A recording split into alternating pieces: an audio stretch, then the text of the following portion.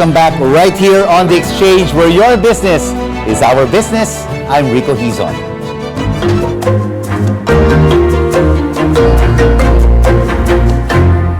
From Singapore to Japan, other countries in Asia are home to some of the world's best airports. How can the Philippines aviation industry fly high alongside its regional neighbors? Let's now have an exchange with the Asian Business Aviation Association's Patrick Roa, joining us now from Phoenix, Arizona. Captain, thank you so much for joining us. Japan, Thailand, Singapore, they have some of the best airports in the world. Why are we not in the same level as them? We've encountered several problems in terms of the Philippines being able to modernize our airport. Unfortunately for us, we're a victim of our own politics. The last time we've had really significant modernization was from the time of President Estrada, when they actually built NAIA Terminal 3.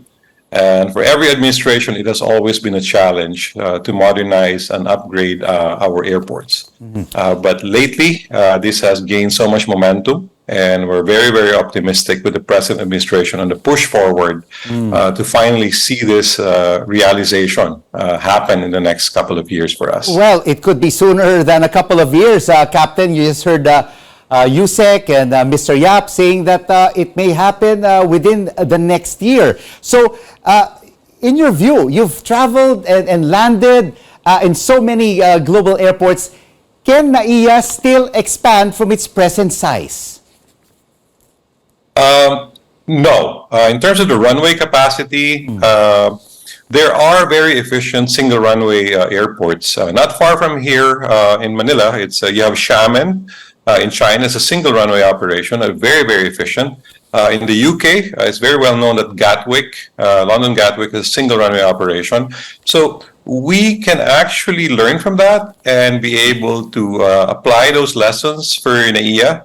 In the meantime, while they will be doing improvements to the passenger terminal buildings and other support systems, while the two other airport projects, namely Sangli and Bulacan, are under construction. It takes a couple of years for these airports, for these new airports to be activated, but we can still improve NAIA. Bulacan, Sangli, and Clark will definitely complement NAIA when it is privatized. What best practices, Captain, have you observed from the other top-notch international airports which the Philippines can eventually replicate when it is privatized?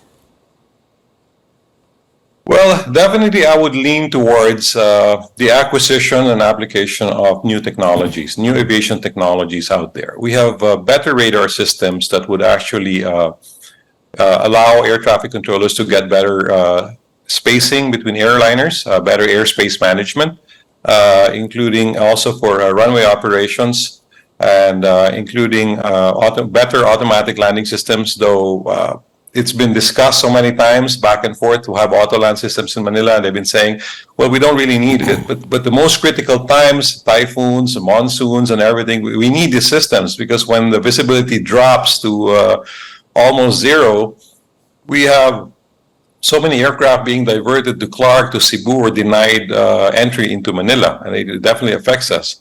So these technologies and systems have to be in place, and behind that, the CAAP will also be drafting procedures for the safety oversights and all of those things in support of these new systems. And our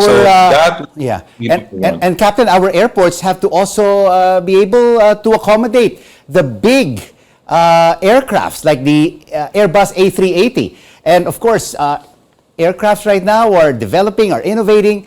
And that is what we also need to do in our major gateways. That is true.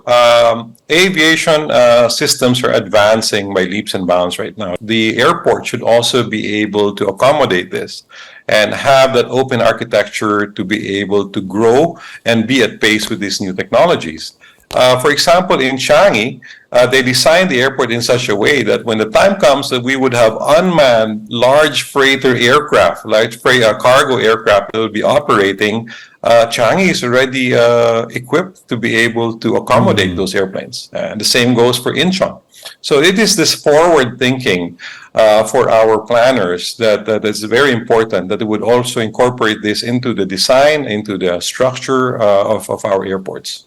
Privatize the IA sooner rather than later. Thank you so much for this regional air travel exchange.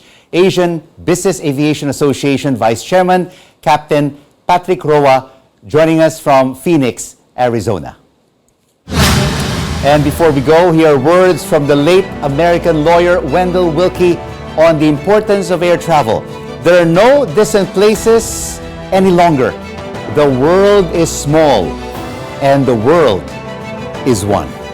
And this is the exchange to make sense of the facts and the figures and the ups and downs of the business cycle, because your business is our business. I'm Rico Hizon. Thanks for watching CNN Philippines. News you can use. News you can trust.